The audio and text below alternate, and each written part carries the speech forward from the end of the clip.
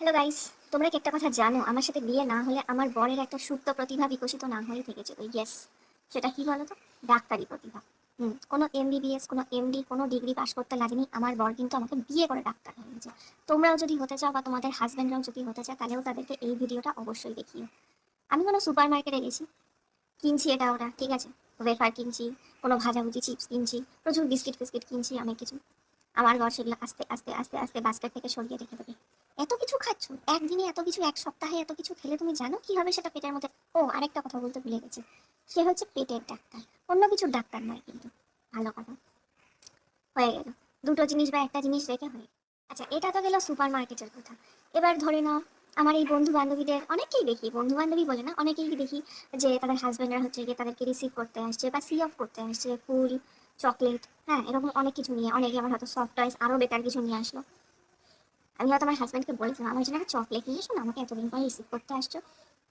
Chocolate? তুমি জানো না চকলেট খেলে দাঁতে পোকা হয়, তোমার পেট ব্যথা করবে? এই সময় কিন্তু সে আবার দাঁতের ডাক্তার হয়ে গেছে, ঠিক আছে? এখন আবার সে অন্য কিছুর ডাক্তার না, বা অন্য কোনো পেশার মানুষ নয়, দাঁতের ডাক্তার। দাঁতে পোকা হবে, পেটে ব্যথা হবে, এই এই এর মধ্যেই মোটামুটি ঘোরাফেরা করে। আর যদি আইসক্রিম খাওয়ার বায়না করেছি, তোমার তো দুদিন পর পরই ঠান্ডা লেগে যায়, তুমি আইসক্রিম খাবে কিসের জন্য? আইসক্রিমের কোনো উপকারিতা আছে? আইসক্রিমের তো শুধু অপকারিতা আছে।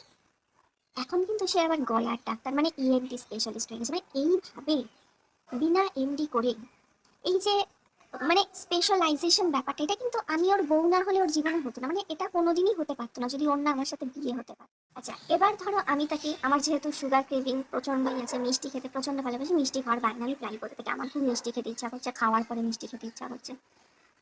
তুমি কি জানো এইভাবে তুমি প্রি ডায়াবেটিক হয়ে যাচ্ছ? মানে এখন কিন্তু সে আবার ডায়েটিশিয়ানের দিকে চলে যাচ্ছে, ঠিক আছে?